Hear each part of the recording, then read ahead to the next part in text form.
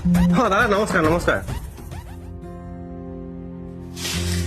Sir আপুনি বোলো ভিতৰতে বোলো। নাই নাই নাই নাই নাই ভিতৰত নবহো বাৰু। এতিয়া গমাই পাইছে আমি কিয় আহিলো, সেই ইলেকশ্যনৰ বতৰ। তাকে এইবাৰ মই বিধানসভাত মানে ইলেকশ্যনত উঠিছো, গতিকে আপোনাৰ পৰিয়ালৰ বহুমূলীয়া ভোটটি দি যেন আমাক জয়যুক্ত কৰে। হয় ছাৰ, আমি সেইটোৱে ভাবি আছো। আমাৰ পৰিয়ালটোকো আপোনাকে ভোট দিয়াৰ কথা কৈ আছো ছাৰ। আৰু আমি ইফালে দুখীয়া মানুহ, আপুনি ঘৰৰ অৱস্থা দেখিছে। কিবা এটা দিলি ভাল লাগিলে আজি আপুনি আহিছে যিহেতু।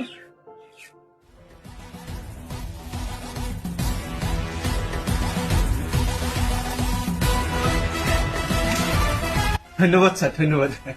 বৰ ভাল লাগিল। আমাৰ কিন্তু বাল্টিৰ ছবি, ভোটটো দিব নাপাহৰিব। আহিছো।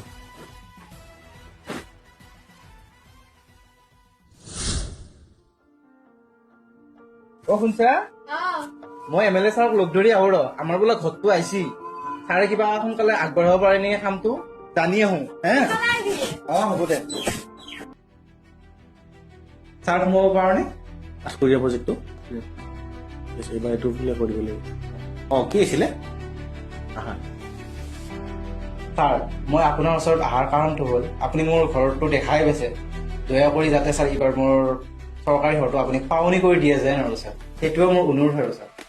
আচ্ছা আচ্ছা, এইটো সংক্ৰান্ত এখেতৰ লগত পাতি ল'ব পাৰে।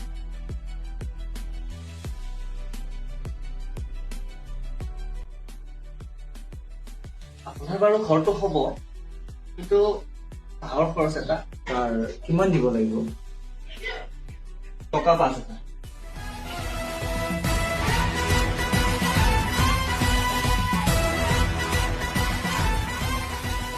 ছাৰ, আমি সেইটোৱে ভাবি আছো। আমাৰ পৰিয়ালটোকো আপোনাকে ভোট দিয়াৰ কথা কৈ আছো ছাৰ।